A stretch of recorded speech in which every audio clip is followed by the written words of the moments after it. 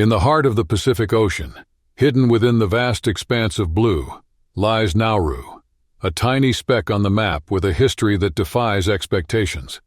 Covering just 21 square kilometers, only slightly larger than Monaco, this island nation is one of the smallest in the world.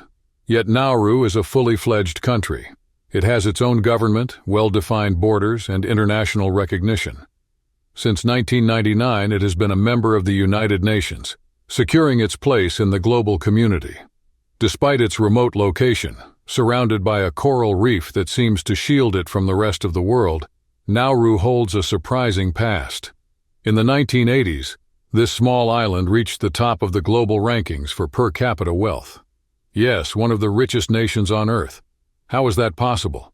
The secret behind Nauru's remarkable economic success lay beneath its feet, a true treasure trove of phosphate. This mineral, essential for manufacturing fertilizers, turned the tiny island into a literal gold mine. At the height of its mining boom, Nauru managed to amass a fortune of $2.5 billion in just 5 years, a feat that briefly earned the country the title of the highest per capita income in the world. With such wealth, the government spared no effort in improving the lives of its citizens. It eliminated income taxes and provided free access to essential services like healthcare, transportation, and education. The commitment to citizens' well-being went even further. When needed, residents were sent to Australia to receive advanced medical treatment. For a fleeting moment, Nauru thrived as a paradise of prosperity, fueled by its rich soil and a government focused on sharing this abundance with its people. During Nauru's golden age of prosperity, the benefits for its people seemed endless. Those who met the requirements could study for free at Australian universities, while housing was offered at symbolic prices, just $5 a month. But this golden era was as spectacular as it was short-lived. After about 20 years of intense phosphate mining, the island's underground wealth was nearly depleted. The impact was devastating.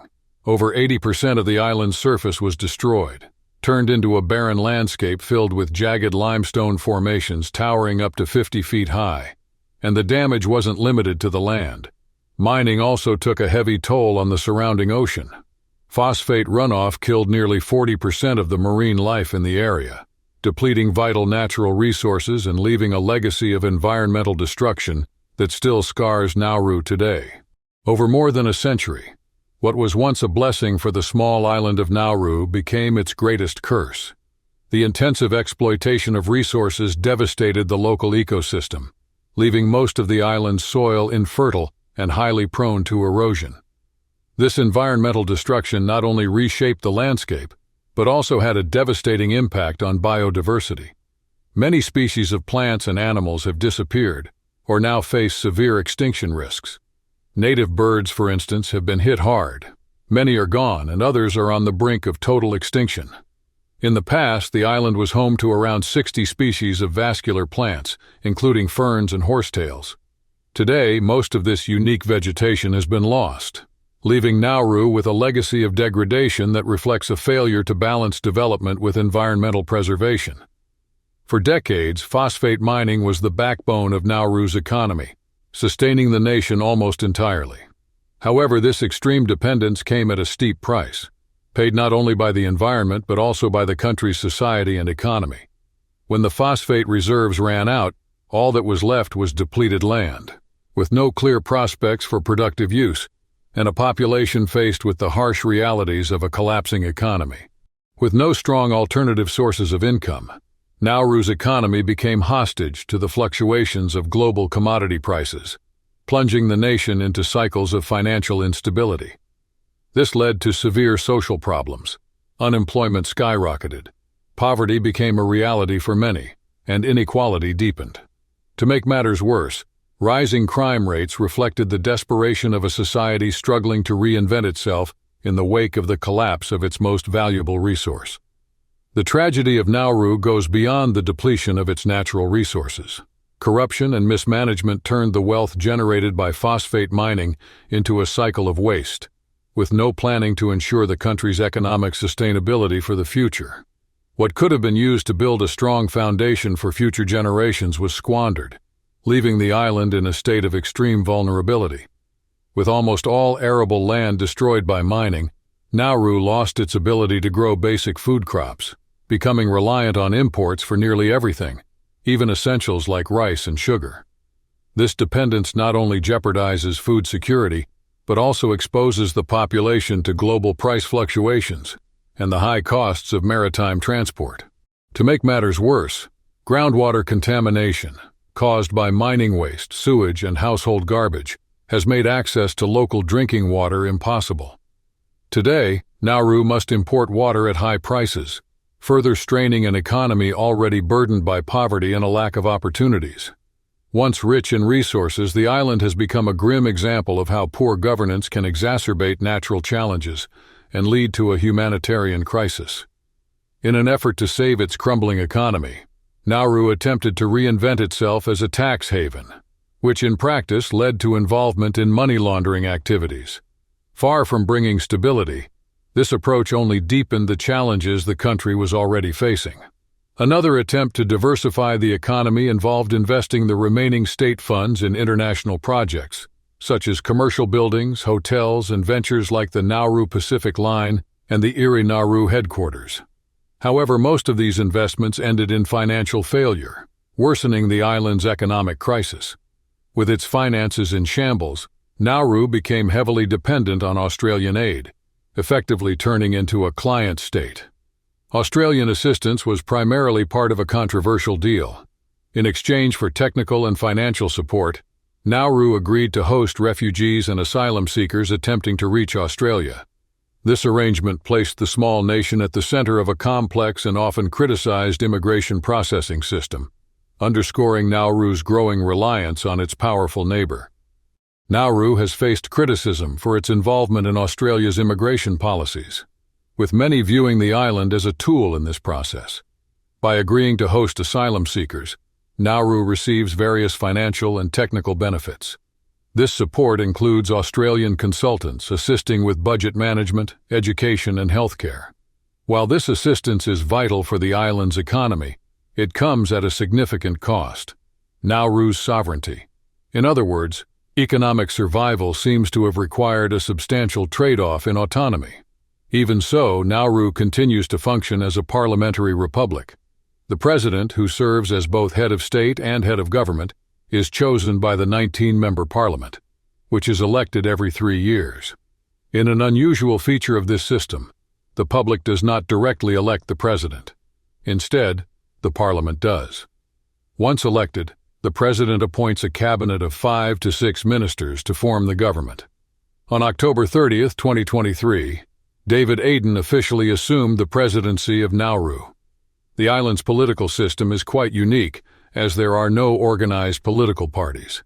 Instead, candidates typically run for office independently, which adds extra challenges to governance in a system already defined by its administrative simplicity. Another interesting aspect is national defense. Nauru does not maintain a standing military, relying instead on a small civilian police force to ensure internal security. For protection against external threats, the island heavily depends on its long-standing partnership with Australia, which has informally committed to defending the island nation. In September 2005, a Memorandum of Understanding formalized an agreement that, in addition to defense cooperation, also included other forms of assistance already mentioned. Generally, Nauruan citizens enjoy political rights and civil liberties, including the constitutional guarantee of freedom of expression. However, this freedom comes with limitations, especially for foreign journalists. The government places significant obstacles on media coverage, particularly regarding issues involving refugees and asylum seekers. One of the main barriers is the extremely high cost of visa applications, which can run into thousands of dollars. In practice, this discourages journalists from covering sensitive topics in the country. Nauru stands out for an unusual characteristic: the absence of its own daily newspaper.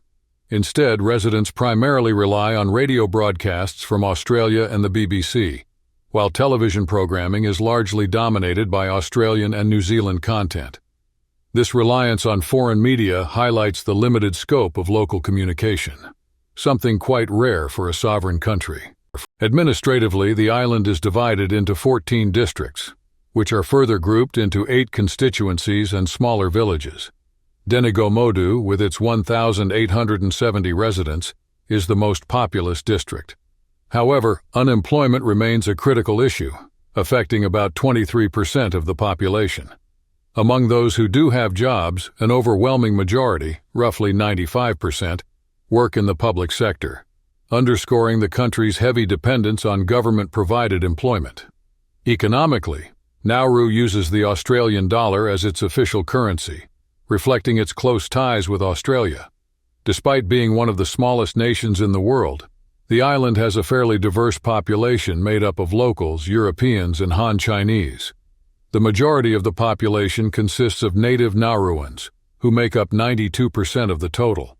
In addition to Nauruans, there are smaller ethnic groups, including Kiribati, 0.4%, Fijians, 0.2%, and Australians, 1.2%. As for languages, Nauruan and English are the most commonly spoken. Nauruan, a unique Micronesian language, is used by 96% of Nauruans, while English is dominant in government and business sectors, serving as the primary language for official matters. The small Pacific island of Nauru is home to about 12,870 people, according to the latest estimates. Religion plays a significant role in the lives of its predominantly Christian population. The major denominations include the Nauru Congregational Church, which accounts for about 35% of believers, Roman Catholicism with 33%, as well as smaller groups like the Assemblies of God and Baptists. The country's constitution guarantees freedom of religion, and the Catholic community is supported by the Diocese of Tarawa and Nauru, based in Tarawa, Kiribati. One unique aspect of Nauruan culture is its land ownership system. On the island, all land belongs exclusively to residents or their families, creating an interesting dynamic. Neither the government nor businesses can own land. To use it, they must establish lease agreements directly with the owners. Foreigners, meanwhile, are prohibited from purchasing property. This model reinforces the strong sense of community and autonomy that defines life in Nauru. With a rich history and unique culture, the country faces its challenges but proudly preserves the identity and traditions that make it so special in the Pacific region.